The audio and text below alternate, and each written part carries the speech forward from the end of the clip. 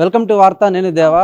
హైడ్రాకు సంబంధించి ఇప్పటికే హైడ్రా కమిషనర్ రంగనాథన్ తొలగించాలని హైకోర్టు అయితే ఉత్తర్వులు జారీ చేసింది. కానీ సీఎం రేవంత్ రెడ్డి మాత్రం హైడ్రా ఇప్పటికీ కొనసాగుతుందని చెప్పుకొచ్చారు. ప్రస్తుతం ఇదే విషయంపై మనతో పాటు మాట్లాడడానికి ఎల్బీ నగర్ ఎమ్మెల్యే దేవిరెడ్డి సుధీర్ రెడ్డి గారు ఉన్నారు. చెప్పండి సార్, హైడ్రా ఎప్పటికీ కొనసాగుతూనే ఉంటుందని సీఎం రేవంత్ రెడ్డి చెప్తున్నాడు. ఓ పక్క నుంచి హైకోర్టు మాత్రం హైడ్రా కమిషనర్ రంగనాథన్ తొలగించాలని చెప్పింది. ఎట్లా చూడొచ్చు? హైడ్రాకు వ్యతిరేకిస్తాం, మేము వ్యతిరేకిస్తున్నాం. హైడ్రాని వ్యతిరేకిస్తున్నాం. హైడ్రా చేస్తున్న పనితీరుని వ్యతిరేకిస్తున్నాం. హైడ్రా పనితీరు ఏ విధంగా ఉందంటే, వాళ్ళకు కావాల్సిన వాళ్ళకి ఒక విధంగా, వాళ్ళ వ్యతిరేకులకు ఒక విధంగా, ఈ విధంగా ప్రవర్తిస్తుంది. కాబట్టి నిష్పక్షపాతంగా ప్రవర్తించండి.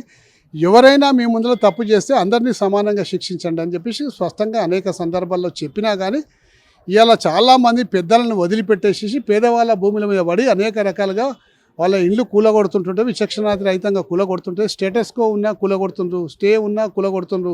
కాబట్టి కోర్టు అనేక సందర్భాల్లో హెచ్చరించినా కానీ వినకుండా ఇలా గట్టిగా మందలించి అతను తొలగించండి చెప్పి ఆర్డర్లు ఇచ్చిండు.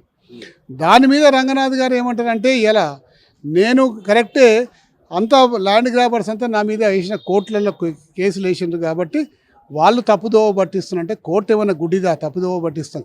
కోర్టు అన్ని డాక్యుమెంట్స్ అన్నీ చూసిన తర్వాత కోర్టు ఒక నిర్ణయం తీసుకుంటుంది. కాబట్టి ఒక రకంగా నీ ధ్వనిలో నువ్వు మాట్లాడే పద్ధతిలో కోర్టు ధిక్కరణ కనిపిస్తుంది. కాబట్టి సుమోటోగా కోర్టు ధిక్కరణ చేసి కింద సుమోటోగా తీసుకొని అతని మీద కోర్టు ధిక్కరణ కేసు కూడా పెట్టాలని చెప్పేసి విజ్ఞప్తి చేసుకుంటూ, మరి ప్రభుత్వం అతన్నే కొనసాగిస్తా అని చెప్పేసి అంటుంది. కాబట్టి మరి ప్రభుత్వం యొక్క మొండి తీరును కూడా విమర్శిస్తా ఉన్నారు. అంటే ప్రతిపక్ష నాయకుల స్థలాలు పోతున్నాయి కాబట్టి వారు హైడ్రాను వ్యతిరేకిస్తున్నారని కాంగ్రెస్ ప్రభుత్వం చెప్పింది.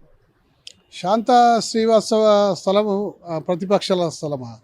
లోతుకుంట స్థలం ప్రతిపక్షాల స్థలమా? లోతుకుంట స్థలంల మీదగా నిన్న తీర్పిచ్చింది, అది ప్రతిపక్షాల స్థలమా? కాబట్టి ముఖ్యమంత్రి గారికి అబద్ధాలు ఆడడంలో దిట్ట, బురద జల్లి బట్టగాల్చి మీదేసంలో దిట్ట. ఆయన విద్యలన్నీ కూడా ఇదే విధంగా ఉపయోగిస్తున్నాడు. అధికారంలోకి వచ్చి ఇదే విద్యలతో అధికారంలోకి వచ్చినా కానీ అధికారాన్ని కూడా ఇదే విద్యతో కంటిన్యూ చేద్దాం అనుకుంటున్నాడు. కాబట్టి ప్రజలు గ్రహిస్తారు. అధికారంలో లేనప్పుడు ఒక రకంగా ఉంటుంది, అధికారంలోకి వచ్చినాక ఇంకో రకంగా బాధ్యతాయుతంగా ప్రవర్తించాల్సి ఉంటుంది. కాబట్టి నువ్వు ఆడే అబద్ధాలు బంద్ చేసి ఇప్పుడైనా నిజం మాట్లాడమని కోరుతున్నాను. ఫైనల్గా జిహెచ్ఎంసీ పరిధిలో అంటే ఇందిరమ్మ ఇల్లు 1,00,000 ఇందిరమ్మ ఇల్లు పేరుతో 6 లక్షలు లబ్ధిదారులు కడితే 5 లక్షలు రాష్ట్ర ప్రభుత్వం కట్టిస్తుంది అంటున్నారు. దీన్ని ఎట్లా చూడొచ్చు అంటారు? అంటే ఒక ఎల్బీ నగర్ ఎమ్మెల్యేగా మీరు ఎట్లా చెప్పారు?